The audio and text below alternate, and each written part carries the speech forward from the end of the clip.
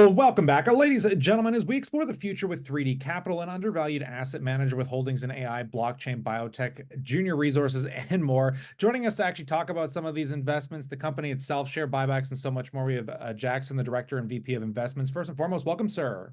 Thanks for having me on. Yeah, such a pleasure to get you on. So first and foremost, we've talked about this company already, but I kind of want to reiterate the value story here. With all these investments in the smaller cap companies kind of taking a beating through this market, you guys are trading at a relative discount to your current stock price. We've talked about, you've been doing share buybacks. You just want to kind of further kind of extrapolate this? Yeah, no, happy to. I'd also like to emphasize, even though the small caps have been beaten and markets have really come down, our NAV, which we report monthly, is actually held strong and increased. So, I think that's kind of a testament to the companies that we're involved in, the stage that we get involved in, the quality of our investments. And so, yeah, I mean, still though we're trading at a significant discount. We know that we're constantly have been doing an issuer buyback. We have been for the last several years. We've bought back a significant amount of our float. And we're really excited because we know the value that these companies in our portfolio can become. And we think this is really a growth story here. And we think that the next few quarters will be that we'll have a lot of catalysts in our portfolio companies, of which we have many, from fintech to AI to smart cities and so forth.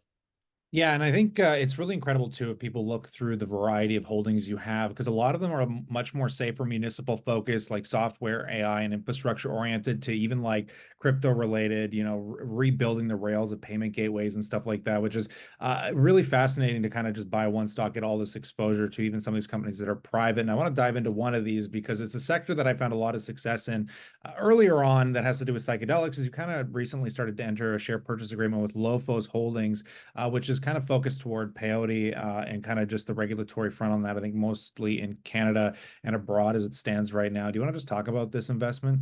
Sure. More broadly, we're very bullish on psychedelics and the potential benefit it can bring. And we saw this pretty early on. What was kind of surprising was the number of companies that kind of spread it overnight, which, didn't have much technology or an idea, or really just had an idea. And, you kind of had a bit of like a cannabis boom where things, skyrocketed. But we saw that there was a lot of it was fluff, and there wasn't much value there. And people have to realize, I mean, a lot of this is biotech. It's, it takes years and requires a lot of science. And, we ended up seeing a lot of crowding as well in the space. A lot of people focused on psilocybin for depression and these other kind of low-hanging fruits, which I still think that there's, tremendous value. But there are a lot of different psychedelics out there. And I think it's never going to be a one-size-fits-all approach. There's going to be different psychedelics that are better for different people and for different indications. And so, from a company looking at this space, we looked at, what companies out there really have a differentiated product out there, because at the end of the day, there's going to be, psilocybin. There are many people going after it.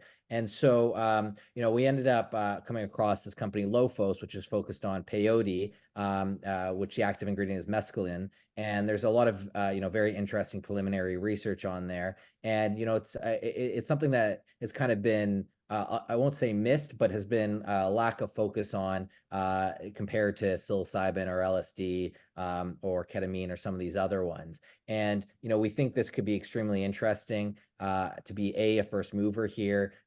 B, the plants take many, many years to grow, and they've already started this. So they're already way ahead of anyone who wanted to start anyways today. And so there's a lot of value to be brought here. There's a lot of potential near-term catalysts as peyote, the plant, can be sold. It can be sold to clinicians. It can be sold to really anyone, especially here in Canada. And the company has, dealer's license and has been really hitting all these milestones. So, we like the management, we like the vision, and we think that this could be a very unique psychedelic company.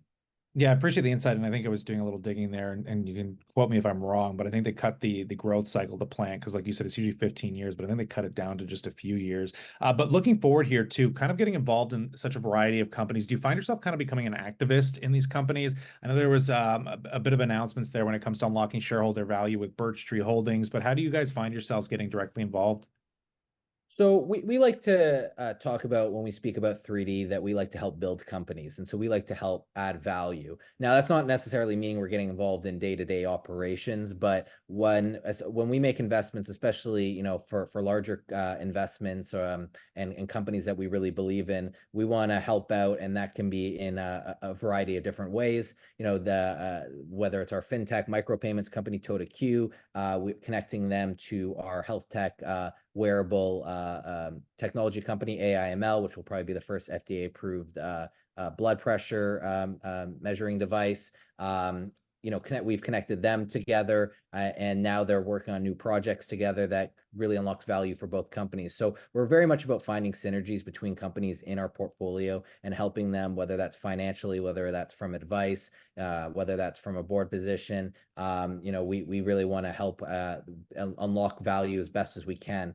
In regards to Birch Tree, like I said, we like to when we feel management isn't doing the right things or enough to unlock shareholder value, we want to advocate for shareholders and for shareholder value, especially us being the largest shareholders. And so we want to make it that known, and that's why we press release for Birch Tree, and we want to take a role and really help unlock the most amount of value for each of these companies that we're involved in.